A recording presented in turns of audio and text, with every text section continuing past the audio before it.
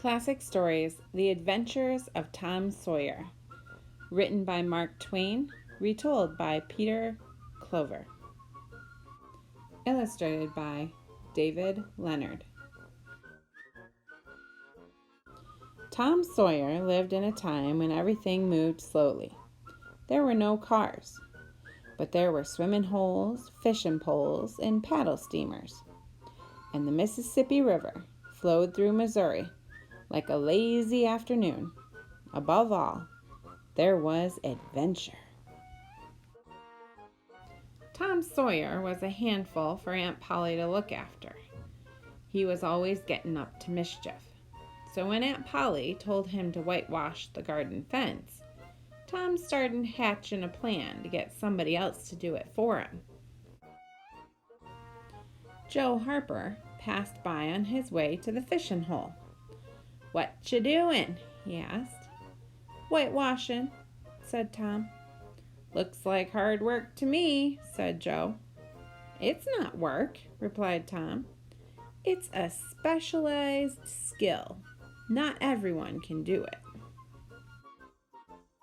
"I bet I can do it," said Joe. "Let me try." Tom shook his head. I don't know about that," he said. "You need a very steady hand." "I've got a steady hand. Look." Joe held out his hand. "Steady as a rock."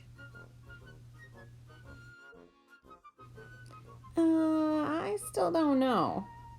Tom dipped the brush into the whitewash and drew it slowly across one of the wooden rails. "Come on," pleaded Joe. "Let me have a go." "Well," said Tom slowly, "I'd be doing you a huge favor." "Please," said Joe. "I'll give you this can of worms." "Okay," said Tom. "But remember, whitewashing is for experts only." Joe took the brush and the paint. Tom took the worms. Then he sat back and watched as Joe started to whitewash the fence. "How am I doing?" asked Joe. "Hard to say yet," answered Tom. "You need to paint a lot more before I can tell." Half an hour later, Johnny Miller came swaggering by. "What you doing?" asked Johnny. "Whitewashing," said Joe. "Looks like hard work to me," said Johnny. "It's not work," said Joe. "It's a specialized skill. Not everyone can do it." "Looks easy to me," said Johnny. "Let me have a go." Tom shook his head. "I don't know about that," he said. "It's quite tricky. Joe's really good at it, but if Joe can do it, then so can I," argued Johnny. "Let me try." "Well," said Tom slowly, "I'd be doing you a huge favor."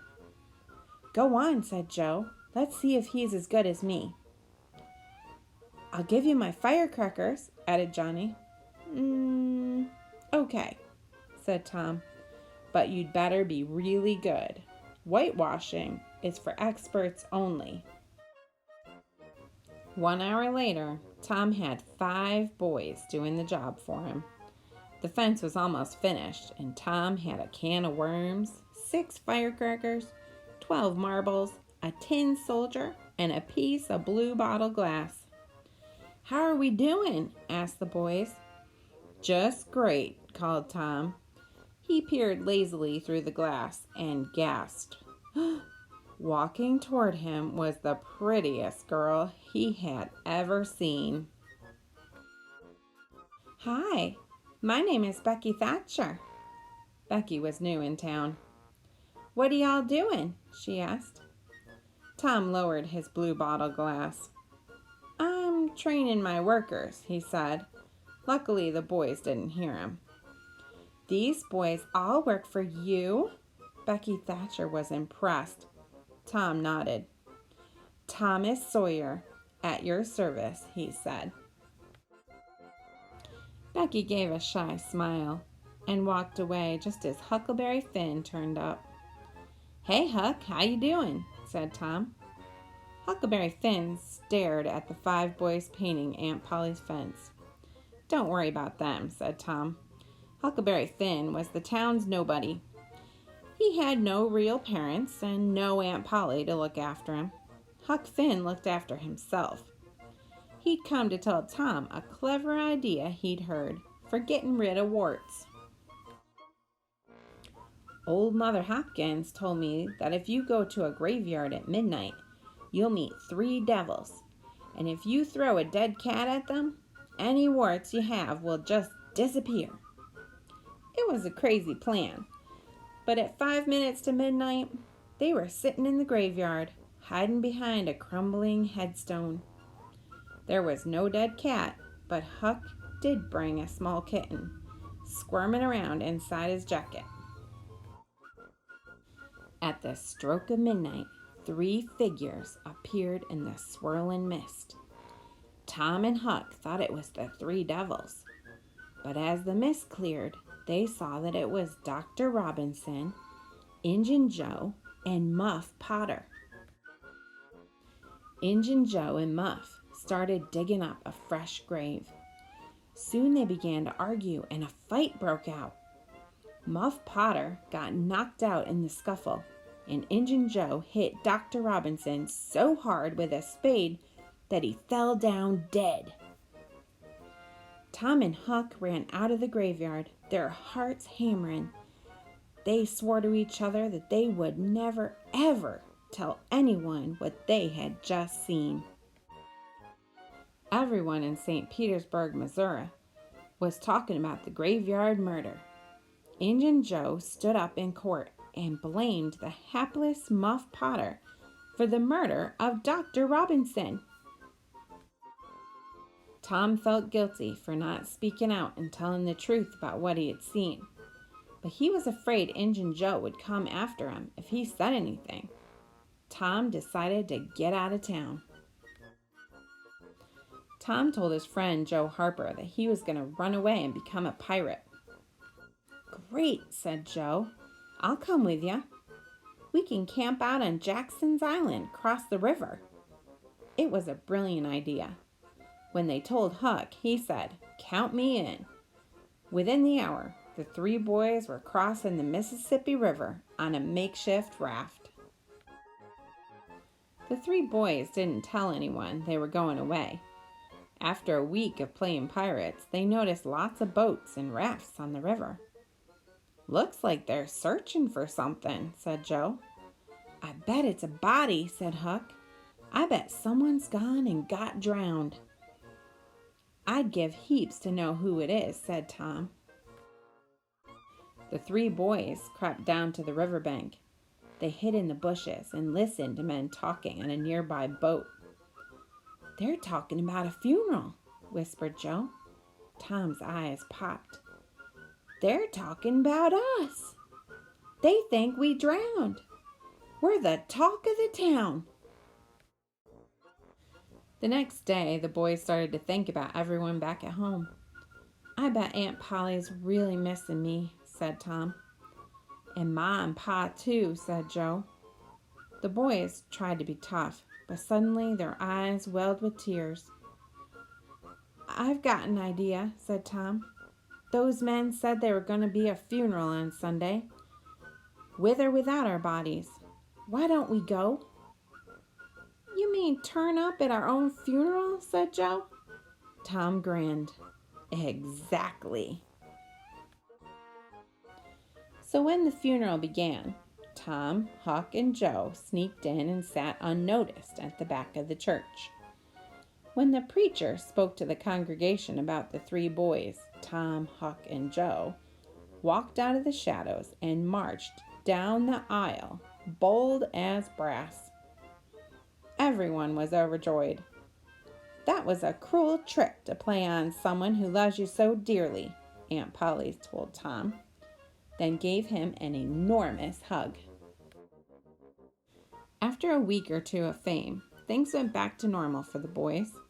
Tom was itching for another adventure. "I know," he said to Huck. "Why don't we go treasure hunting?"